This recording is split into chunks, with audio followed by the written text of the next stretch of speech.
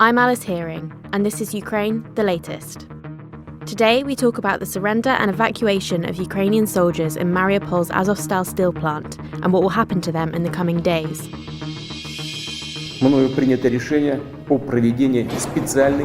This hideous and barbaric venture of Vladimir Putin must end in failure. Nobody's going to break us. We're strong. We're Ukrainians. Every weekday afternoon, we sit down with leading journalists from the Telegraph's London newsroom and our teams reporting on the ground to bring you the latest news and analysis on the war in Ukraine. It's Wednesday, the 18th of May, day 84, and today I'm joined by the Telegraph's Defence and Security Editor, Dominic Nicholls, and Assistant Foreign Editor, Katie O'Neill. I started by asking Dom for the latest updates from Ukraine. Hi Alice, hi everybody. So the last 24 hours has been fairly quiet across the theatre of Ukraine. There's been some small tactical advances by Russia in the Donbass. This continues the move of late. Now they've not yet been able to get over that river. They got very badly mauled on a few days ago, but they are making incremental advances in the villages around there, around that the Severodonetsk pocket, and they are adding up. So I mean, they're assessed to be moving at about 1 kilometre or 2 kilometres a day, but we've been saying that now for the best part of 10 days, if not 2 weeks. So I mean, a much slower rate of advance than they would hope for, and it's costing them very, very dearly for every mile that they gain. But they are making slow advances in that middle pocket. And we should just pause actually and say, I mean, what would Putin think of that? I mean, he doesn't care about the cost to his own people, let alone Ukrainian fighters and civilians. So I think he would be reasonably content by that. So even though Russia is making suffering huge operational defeats at the hands of Ukraine, they've been shoved out of the north around Kharkiv, then I don't think Putin at the moment would see this as any particular cause for concern. Allied, of course, the big news in the last 24 hours is the continued removal of Ukrainian fighters from the Azovstal plant. So the Russian Defense Ministry says that in the last 24 hours, another 694 Ukrainian fighters have surrendered. That takes the total, according to the Russian Defense Ministry, we must highlight. But they say the total is now up to 959, including 80 injured since Monday. Negotiations over a potential prisoner exchange, which the reasons I said yesterday, I don't think is going to happen in the short term. But negotiations are going on. Possibly there's an idea that maybe these fighters could be sent to Turkey or some other third country, but those negotiations have gone nowhere at the moment. And there's been some very bellicose language from Russia. A number of MPs calling for what they're saying is the Nazi Azov brigade to be executed and so on. I mean, expect more of that kind of language. It comes as the war crimes trial. The Russian soldiers, 21-year-old Vadim Shishimaryan, who was accused of murdering a 62-year-old Ukrainian in the northeast of the country on February the 28th. That trial starts today. If convicted, he could potentially have a life sentence. So these two things will probably go hand in hand. But as I say, expect to see more such language from Moscow. It would be they've been moved. Sorry, the fighters and the wounded have been moved to Russian-held territory within Ukraine in the separatist-held areas. So if they are under the eye of the International Committee of the Red Cross and potentially the UN as well, then any move from there will be flagged early. But it is one to watch. And I'll just take a pause there. Thank you, Dom. And we'll get a bit more into Azovstal a bit later. But first, Katie, do you have anything else to add on that? Any other updates that you think we should know about?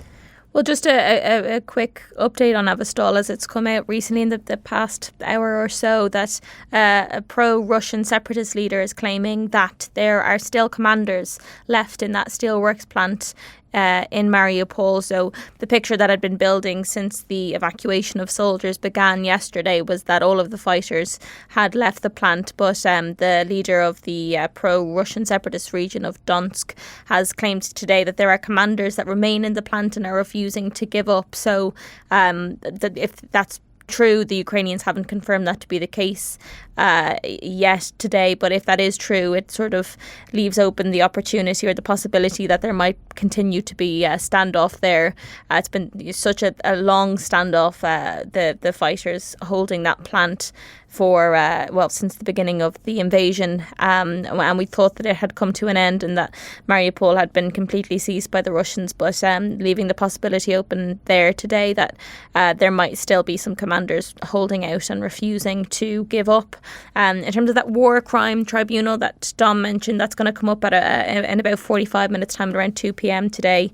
On Wednesday, we will see the first Russian soldier tried for war crimes since the beginning of the invasion. He's also being tried for premeditated murder. We don't know how he's going to plead at the moment, but it's obviously going to set a precedent for how the rest of the war crime prosecutions proceed from here. Ukraine's top prosecutor is investigating something like 10,700 potential war crimes, and I think something like 600 war criminals. So this is the first that we're seeing in that. A lot of those soldiers we expect to be tried in absentia, but as Dom said, this 21-year-old soldier will be at a court in Kyiv today, so we'll be keeping a close eye on that. Great, thank you so much, Katie. And we also heard that one of the world's largest gene banks has been destroyed by fighting near Kharkiv. Katie, could you talk a bit more about that? Yeah, so an Odessa scientific journal revealed this week. The gene bank is the National Gene Bank of Plants of Ukraine, and it's a really important plant bank which was in Kharkiv, the second city of Ukraine. It had 160,000 varieties of plant seeds.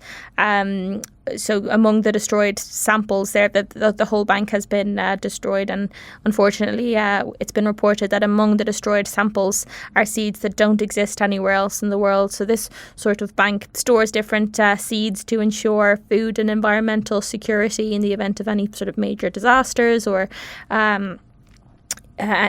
crops going extinct or, any sort of climate catastrophes. That's why this plant existed in Kharkiv. But, despite the Ukrainians managing to liberate Kharkiv and not allowing it to fall into Russian hands, it seems that a casualty of that battle is this plant bank.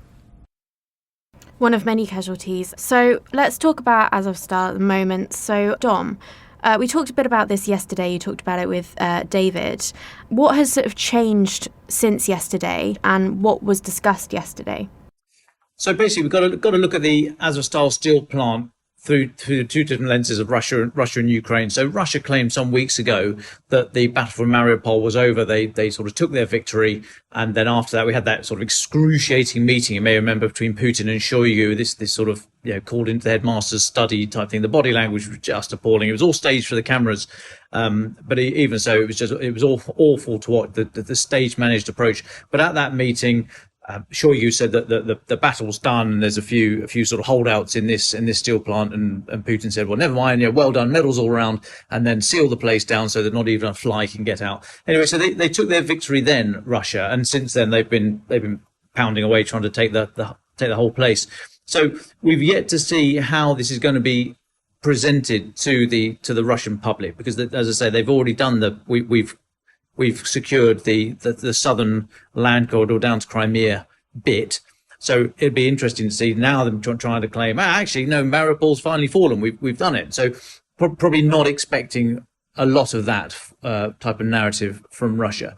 And on the Ukrainian side, what was left of Mariupol offered no sort of military preference for either side. It was symbolic. Russia, as I say, took what symbolism they could from it a couple of weeks ago. And for Ukraine, the longer they could hold out in this, what turned out to be 83-day siege, I think, 82 days yesterday when they surrendered, on Monday, sorry. I mean, the symbolism of this, the staunch resistance of Ukraine, this as I said, this will go down in history for Ukraine. And it had a very real military impact as well. At any one time, we were told by Western officials, there were about 9 to 11 battalion tactical groups from Russia, each one numbering 600 or 700 fighters, trying to attack Mariupol and the Azovstal plant. That then went down to about 2 or 3 in the last couple of weeks. But even so, the ones that have been freed up, the Russian battalion tactical groups freed up, were in no fit state to immediately turn left, head north, and get stuck into the Donbass. I mean, they were exhausted. They were depleted in terms of personnel and equipment. They were out of ammunition, food, water, all the petrol, all lubricants, everything you need to keep an armored force on the move. So the fact that the resistance managed to survive for so long was more than just symbolism. It had a very real military operational effect, in that it allowed Ukraine time to prepare in the Donbass and prepare further north around Kharkiv. So the battle for Mariupol, I think we can say it was hugely more powerful battle for Ukraine than it was for Russia, and the symbolism that they will take out of this resistance will last for many a time, and certainly throughout this war. It shows the steel and the resolve that is possible. Of course, we shouldn't forget that there are hundreds of civilians in the area and thousands in the city more widely. So we should keep a very close eye on. We will keep a very close eye on what happens to them as Russia sort of takes over the entire city. But no, this objectively, I think, has been got to be a victory for Ukraine in the long run. So can we talk a bit more about the fighters that have been taken out of Azovstal and the convoys? What happened there, and what's happened in the last 24 hours? So they've gone to 2 locations. The wounded have gone to a hospital just to about 20 km down the coast, Novozovsk, down to the east, still on the coast, within the separatist-held area, not into Russia proper. The others, those non-wounded, have gone north to Olevnica, about 50 km up towards Donetsk itself. Quite which camps they've gone to, we don't know. What the state of those camps are, we don't know. And as I say, negotiations are ongoing about what happens to them thereafter, held in that area of Ukraine, moved to Russia, moved outside to a third country. We don't know. However, we could just sort of zoom in for one moment and think about what's actually happening for the people involved. So when I was in the British Army, I qualified as a tactical interrogator and a conduct after capture instructor. And a lot of what's going to be happening now for those mainly men, I'm not discounting there are female fighters in there as well, but it's mainly the men who are putting up that resistance. I mean, they will be, for all their preparation, all their knowledge that they were going to go into Russian captivity, and possibly even a bit of relief because they thought they might die, and they have a very uncertain future, but there will be an element of relief there. But for all the time they've had to mentally prepare for going into captivity, there will still be a huge amount of pressure on them. And basically the pressure comes from 2 places. There's self-induced pressure, and then there's pressure from outside, from the Russians, that they will seek to put on these people in order to get information out of them. Now, quite how much information they've got is a moot point, because generally in a fast-flowing war such as this is, any information you have that is more than, or that is not used up basically in the next 48 hours is unlikely to have any relevance whatsoever. So you know what's happening today, you know what your mission is, you know what you're trying to do tomorrow, really. But beyond that, the plans from higher command and then we'll seek to push east, or then we'll set up a defensive perimeter, what have you. That's all fairly wishy-washy. So actually, how much tactical knowledge these people have got is very slim. So any Russian interrogators hoping to get the vast Ukrainian battle plans, or the model for the new tank, or how they're flying their drones, or any of that stuff out of these guys, it's probably effort wasted, because they simply won't know.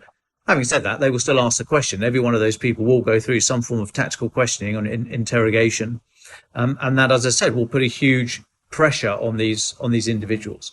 But first of all, I mean, they, in terms of self-induced pressure, they'll be thinking to themselves, did I do everything I could? Have I let my mates down? Was I in any way deficient? Will people think that I didn't pull my own weight? All these pressures will play on their mind, even though they will know, I'm sure, to a man that they've done their best and they tried their hardest, all these doubts and worries and voices will still be in their head. And Russia will do everything they can to exacerbate those and make them worse and encourage those self-doubts. So this system-induced pressure from the outside, because they entirely control the environment. So the Russians will control when these people sleep, when they eat, how much they eat, what their living conditions are, their access to information, so on and so forth. And of course, I'm taking it as a given that Russia is going to comply with the Geneva Conventions here and not torture and kill. I cannot offer anything to try and explain how they might even try to justify that. So I'm talking from a force that will adhere to Geneva Conventions and operate within the rule of international law, basically. But Russia's entirely in control here, and they will seek to keep those prisoners off balance mentally. So they're always in that what we call shock of capture. Those first few moments of being captured, that bit when you're most nervous, you're unsure what's going to happen to you and your friends and your family and all the rest of it. They'll try to keep them in that state, that mental state, for as long as possible, because that's when they're at their most vulnerable and most likely to talk and give up information. And they might do things like spring surprises on them. So there's this technique called dislocation of expectation. So a prisoner expects to be not treated harshly, but certainly not have a great time of it, and expects to be fairly cold and hungry and all the rest of it. So if, for example, a prisoner is suddenly brought into a room and there's the heating's on, there's a telly on, there's sofas, there's a lot of food. I mean, they're suddenly thrown. That's not what they're expecting. Their initial reaction might be to go and jump on the food and try and eat as much as they can because they're hungry. But then they'll also think, well, hang on, have my mates had access to this? Am I doing one down? Am I going to be the one person who admits that they've eaten well while everyone else is starving? And then they'll think, well, hang on, what if other people have already enjoyed this largesse? And all these things will be preying on their mind. And of course, it's the interrogator who controls everything and wants to be seen by this captive soldier as the only friend that soldier has. And so that soldier will then hopefully turn to the interrogator, confide in them and take them on side as a friend and obviously give away any military secrets they have. But it's all a mental game if they adhere to the rule of law. I mean, it could be physical as well if they, as we've seen, Russia is capable of horrific and dehumanized treatment. But the act of interrogation is to keep a prisoner off balance mentally and make them dependent upon the interrogator so that they want to tell them stuff in the end, or feel like they don't owe anything to their own side and they don't owe anything to their mates and their cause and their country, and actually there's nothing wrong in giving away a little bit of information. But I think I should pause there and give you a chance to come back at me. Thank you, Dom. Very, very interesting insight there. Katie, do you agree with what Dom said a little earlier on, that it really is extremely significant as a sort of individual event for Ukrainians? Yeah, I think, the fact that they were able to hold down the steelworks for so long has been so beneficial to the Ukrainian forces. They've bogged down Russian troops in Mariupol and prevented them from being deployed elsewhere.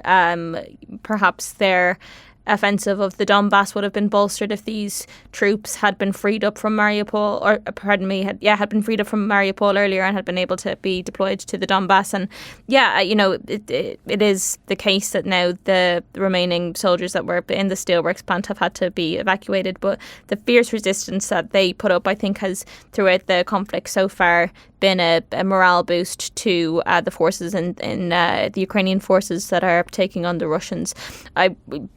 Perhaps the fact that they've had to surrender now might serve as a immediate sort of a hit to morale. But I think, as a symbol, the steelworks holdout is hugely symbolic. And as many people have commented in recent days, it will go down as perhaps the biggest battle of the invasion. And back to you, Dom, what you were saying about the interrogation. You said that there's a lot of these really intense tactics that they'll use, but you did also imply that Russia wouldn't actually gain anything from it and Russia wouldn't get information. Is that true? Well, I doubt it very much. I'm not there, so I can't say it's true, but I would have thought that any information these guys had in their heads is to do with the immediate battle in Mariupol and the Azovstal plant and very small tactics. I can't imagine they would have anything of a wider operational, as in the south of Ukraine, or even strategic, the big political idea. I wouldn't have thought they'd be privy to any of that information, such that the Russians might try and get it out of them, or would be able to get it out of them. Of course, the Russians don't know that, so they will. This is what interrogation is all about. You never know what you're going to find until you start asking these people questions, and you might have. So, for example, I don't know who's in there, but one of the Ukrainian commanders might, for example, a few months ago have been, before he took command of his unit, he might have been on the staff in the Ukrainian Ministry of Defence. So even though that's nothing to do with his job at the moment, under interrogation you might find out he knows quite a lot about the personalities and where the power lies in the Ministry of Defence, and who has access to President Zelensky and what he responds to in the negotiations, and so on and so forth. So an interrogator's job is to find out as much information as they can for the immediate battle, and then select those people who show a promise, from an interrogator's point of view, that they might have more information that you could dig into later. So upon initial screening, every captive soldier will be screened. The idea is to be as bland as possible, be as grey as possible. Turns out everyone is the chef. No one's actually a fighter. No one's the intelligence officer. No one's the engineering officer and knows where the minefields are. Everybody's a chef, because you want to get through that first screening and be put into the room over there, where everyone just sits down and has a pretty boring time, as opposed to that room over there, which is for more interrogation. And in terms of what they can give up, and under Geneva Conventions what they should give up, I'm not sure about Ukrainian doctrine, but in the British Army we talk about the big six, and these are the big six pieces of information, which is your name, your rank, your military number, your date of birth, your blood group, and your religion. So any questions about that? What's your name? You say your name. What's your rank? You say your rank. Where you come from? You don't answer that. That's not one of the big six. To every other question, the soldier should reply, I cannot answer that question. And that is how you should approach an interrogation from a captive soldier's point of view. And what we train is that as a soldier, you get the big six, these pieces of information about you, and you put them in a box, and you put that box in your head. And if somebody asks you a question, you go and look in the box in your head, and you pull out the answer. And if the answer's not in there, if it's something like, what unit are you from, or what fuel does your tank run on, or what caliber are your weapons, when did the weapons arrive from America, how easy is it to fire a ghost drone, etc., etc. If the answer is not one of the big six, it's not in that box in your head, you just say, I cannot answer that question. And that is what a soldier should stick to. That is how you should get through an interrogation. Now, that doesn't bear, that rapidly falls over when you hit reality, because people are tired, they are worn out, they're exhausted, they're human, right? We make mistakes. And so what we train in the British Army is that you should resist for as long as possible. You should remember your duty, remember your responsibility to the people around you, take strength and succor from your unit identity, from your mates, from your family, from your cause, from your mission, from your country, and try and stay in that box. Keep that box in your head. Just don't go anywhere else. And if you stray outside and you find that you've answered a question that you shouldn't have done, don't beat yourself up about it, because that taps back into what I was saying earlier on about those self-induced pressures, that little voice in your head saying, you see, you're not good enough, you can't do it, you can't withstand it. Just say to yourself, okay, I made a mistake, and then go and climb back in that box and stick to the big six. And the further you go away from the big six and you start talking and giving away information, the more the interrogator gets from you. Now, that does happen. Some of the American prisoners of war in Vietnam were there for years. Senator John McCain, he was shot down, broke his legs over Hanoi. He was in the Hanoi Hilton in the prison there for years, I think 4 or 5 years.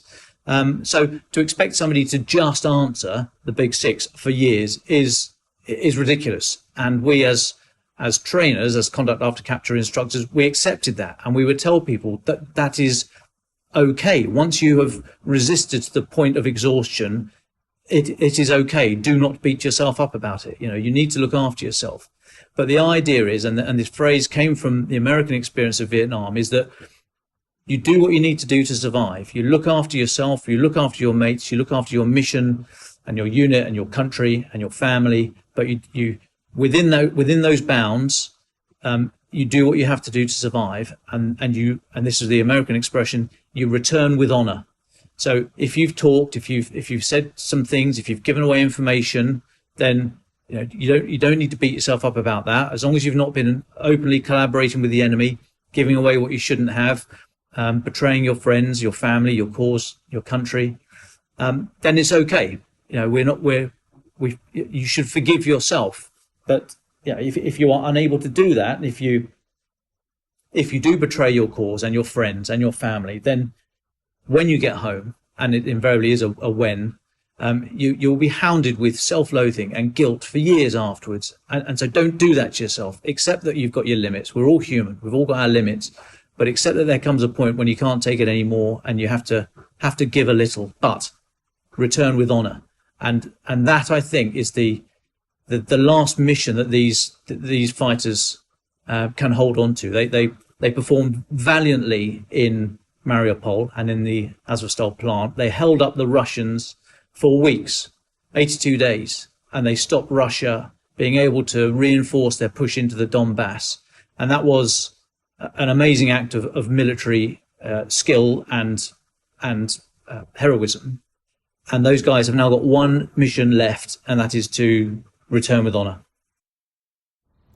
Thank you, Dom. That's a very, very detailed insight into what these fighters will be going through personally in their experiences.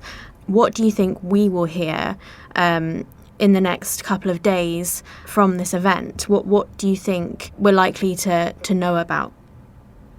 I think it will be interesting what the Russians are going to say about Mariupol now. As I said earlier during the conversation, it was sort of the West believed, or the impression that we were getting was that there weren't any soldiers left holding out in the Steelworks plant. Now that there are voices alluding to the fact that commanders might remain there, there's potential that we'll continue to see some sort of standoff at the Steelworks. If it doesn't transpire that there's anyone left there, it'll be interesting to observe how the Russians behave in Mariupol. It's a city now that's now under their control. How the civilians of Mariupol respond to them. For example, in Kherson, when that was first occupied by the Russians, it was interesting, the sort of muted but very, real opposition that the locals showed to the Russian forces there. So, the town of Mariupol has been so, absolutely just, it's beleaguered at this point, and it'll be interesting to see if the residents there have any sort of fight left in them, or how they take to life under Russian control. Dom, what do you have to say about what you think we'll hear in the next week or so? Well, I think we should pay very close attention to what messages come out of Russia now that the initial euphoria of this victory, as far as Moscow is concerned, is over. Whether or not the language, this very bellicose language calling for execution and they should all be given the death penalty and what have you, whether or not that is tempered at all in the state media. Russian state media, as we know, is used to trawl ideas, not for our international consumption necessarily, but more for domestic consumption. So we'll keep an eye on that to see as a possible bellwether. But it's also just in terms of the next few days, it's worth noting that Ukraine's defense minister, Alexei Reznikov, was in the EU Foreign Affairs Council yesterday, and he gave a speech, and he was talking about the state of the war so far, and he was saying that despite and he was very, very grateful for all the help that's been given. I mean, we should make that clear. But he says that Ukraine is still massively overmatched in terms of aviation, so helicopters, armored vehicles, multiple launch rocket systems, and artillery. And he was suggesting that, well, he was asking for more of those natures of equipment, but he was also suggesting that countries in that can't supply that might actually consider setting up a form of, or the EU might consider setting up a trust fund whereby countries can just donate money into this fund for Ukraine to use to buy those weapons elsewhere. And very interestingly, he was talking about 3 tranches of a weapon inflow, short, medium, long term. unsurprisingly, was calling it. And so he was saying that in the short term, that's great. Just they'll take as many weapons as they can. Thank you very much. That's wonderful. And of course, humanitarian aid as well. But in the medium and longer term, he was saying that tubes of artillery and armored vehicles, as good as they are, they need to be knitted together to work as combined arms teams. So he's basically Ukraine are metaphorically digging in for the long haul here. He's talking about building an army rather than just equipping an army. That's going to take a long time, but they are already trying to put the building blocks in place for this new force in the future. How is the rest of the world reacting to this? Well, I mean, it was met with rapturous applause in the EU Foreign Affairs Council, and lots of we should take that on. I mean, there's all these ideas. This is a very dynamic and fluid environment, which is why we're doing these Twitter Spaces and this podcast daily, because it's just trying to do it every week. It's out of date, so things are moving very, very fast. There's been no reaction in particular to that call from international governments, but of course also today in Brussels we had the ambassadors from Finland and Sweden, the ambassadors to NATO from Finland and Sweden, formally presenting their request to join. So things are moving at a pace on the diplomatic front as well. So we will see in the very near future. And of course, we've already seen Ukrainian troops in Germany and in Poland training on some of these munitions. So that very low level training is starting to knit together. The longer term about actually building a combined arms force is that will take a long time, but the seeds are already there. The plan has been laid out, and these ideas are coming out very, very fast. But no particular immediate reaction from international capitals about that idea. But I mean, there's been no obvious sign of letting up in the international support for Ukraine. Katie, do you have anything to add? Yeah, it's a significant moment today. It has been something that's been in the pipeline for some weeks now, but Finland and Sweden, as Dom has mentioned, have officially submitted their applications to join NATO. So, it's something that was very much to be expected, but those applications have gone in today. Germany's cabinet has already said that it's granted its approval for that. Similarly, in Rome, they are saying that, we need to accelerate this process as soon as possible. Jens Stoltenberg, when he was talking about this, said that we need to provide security guarantees to Finland and Sweden now that they have sort of put themselves in a vulnerable position in signalling their intention to join NATO. The main holdout there, as we've discussed, is going to be Turkey. Some people accusing Turkey and Erdogan of playing politics over this, but they are making noises that they are, not happy about the idea of Finland and Sweden accelerating to NATO, but that could potentially have to do with, actually they've said as much, that the part of their objection is this ban that was implemented on them in 2019 in purchasing some fighter jets from Washington, and that was imposed after they bought some anti-missile weapons from Russia. So this can be sort of a bargaining chip for Turkey. Perhaps if that embargo on purchasing fighter jets is lifted and other weaponry, it might sweeten the deal for them and signal their willingness to allow Finland and Sweden to join. Just one update on something that we discussed earlier on in the programme is this Russian soldier who is going to go on trial today in Kyiv, accused of war crimes. He has pleaded guilty. That's something that's just emerging now.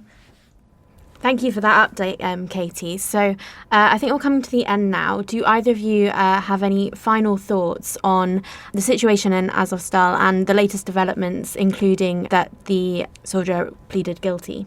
On the soldier, it'll be interesting to see what the sentence that's laid down. I think that could take a whole life tariff, but it'll be interesting to see what Ukraine do about that. And in the immediate future, now that there are Russians have taken Ukrainian prisoners of war very publicly, the International Committee of the Red Cross should be allowed access to those camps and to the medical facilities, and so we would hope to get some statement out of them in the next few days to see what the conditions are and the treatment that those fighters are receiving. Katie? Yeah, as we've touched on, I think something to watch out for in the coming days is whether or not a prisoner swap is something that can be negotiated between the Ukrainians and Russians in terms of these Azovstal soldiers that have surrendered from the steelworks, obviously also keeping a close eye on whether or not anyone is remaining in those steelworks, as has been suggested by pro-Russian separatists today. Ukraine the Latest is an original podcast from The Telegraph. To stay on top of all our Ukraine news, analysis and dispatches from the ground, subscribe to The Telegraph. You can get your first 30 days completely free at telegraph.co.uk/audio, or sign up to Dispatches, our Ukraine newsletter, which brings stories from our award-winning foreign correspondents straight to your inbox. You can listen to this conversation live at 1 p.m. each weekday on Twitter Spaces. Follow The Telegraph on Twitter so that you don't miss it. If you enjoyed this podcast, please consider following Ukraine the Latest on your preferred podcast app and leave a review, as it helps others find the show. You can also get in touch directly with us by emailing podcasts@telegraph.co.uk. We read every message. Ukraine the Latest is produced by Louisa Wells and Giles Gear, and today on Twitter, Jaden Irving.